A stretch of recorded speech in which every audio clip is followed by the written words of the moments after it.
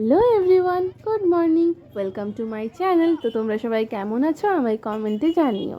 তো আজকের ব্লগটা স্টার্ট করছি আমার পাশের গ্রামের সাতুই পোষার মেলা দিয়ে। আমি জানি সাতুই পোষ অনেক আগেই পেরিয়ে গেছে, কিন্তু আমার যেহেতু এক্সাম চলছিল তাই আমি তখন কোনো কিছু আর আপলোড করতে পারিনি। তো আমি বাড়ি এসেছিলাম স্টাডি লিভে। তো স্টাডি লিভে এসে ভাবলাম 2-3 বছর যখন মেলা যাওয়াই হয়নি তখন যাওয়া যাক। তো সেই ভেবে সবার সাথে বেরিয়ে পড়েছিলাম মেলার জন্য। তো মেলায় এসে দেখলে সাইডে সাইডে প্রচুর দোকান বসেছে। তো এই ফুলের দোকানটা আমার খুব ভালো লাগছিলো, কিন্তু এখান থেকে আমরা বেরিয়ে পড়ি, কারণ আমরা ঠিক করি যে আগে আমরা সাধু বাবার মন্দিরে আশ্রমে যাব, আশ্রমে যেয়ে আগে সাধু বাবাকে প্রণাম করব, ভোগ প্রসাদ গ্রহণ করব, তারপর আমরা মেলা ঘুরবো। তো এই 7ই পৌষের মেলাই হয় সাধু বাবার উদ্দেশ্যে। তো তারপর আমরা এই যে আশ্রমের দিকে যাচ্ছি সবাই মিলে। তো আশ্রমের এখানে প্রচুর ভিড়ও ছিল, আর আমার একটু ভিডিও করতে কেমন অকওয়ার্ড লাগছিলো, তো একটা ছোট্ট ক্লিপ নিয়েছিলাম, তো সেটাও তোমাদের সাথে শেয়ার করলাম। আর এই যে এটা হচ্ছে ভোগ প্রসাদ গ্রহণ করার লাইন।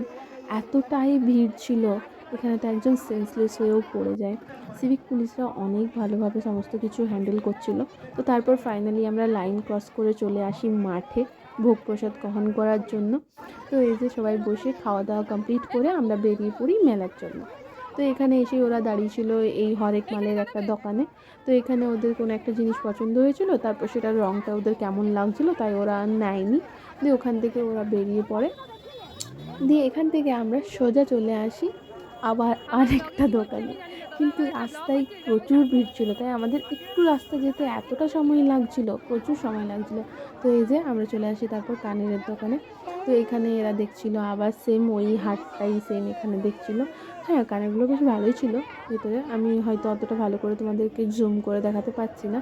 তারপর সাইডে আবার আরেকটা দোকান ছিল, সেখানেও ওরা এসে দাঁড়িয়ে গেছে। মানে যেখানে যেখানে ওরা দাঁড়াচ্ছে আমি সেখানে সেখানে একটু একটু করে ক্লিপ নিচ্ছি। আর এটা দেখে আমার ছোটোবেলা মনে পড়ে যায়, আগে যখন ছোটো ছিলাম এগুলো দিয়ে রান্নাবাটি খেলতাম। তো তারপর আমি ওদের হারিয়ে ফেলেছিলাম ভিডিও করার চক্করে। যাই হোক, ওদের অ্যাটলিস্ট আমি এখানে খুঁজে পাই, তখন আমি এখানে হাসছিলাম।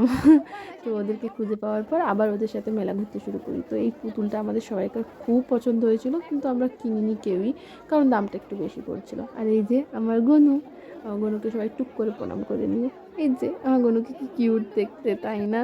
আমি মানে জাস্ট লোভ সামলাতে পারছিলাম না। তো তারপর আমরা এখান থেকে বেরিয়ে পড়ি। কাপ ডিশের দোকান এগুলোই সব থেকে বেশি ছিল মেলাতে, শো পিস কাপ ডিশ এই সমস্ত কিছুই মেলাতে এখানে বেশি ছিল। তো ওইগুলোই আমরা দেখতে দেখতে তারপর বেরিয়ে পড়ি আস্তে আস্তে মেলা থেকে। তো তোমরা সবাই অনেক অনেক অনেক ভালো থেকো, আর ব্লগটাতে অনেক লাইক কমেন্ট করো, আর please please please share and subscribe করতে প্লিজ ভুলো না। টাটা, লাভ ইউ।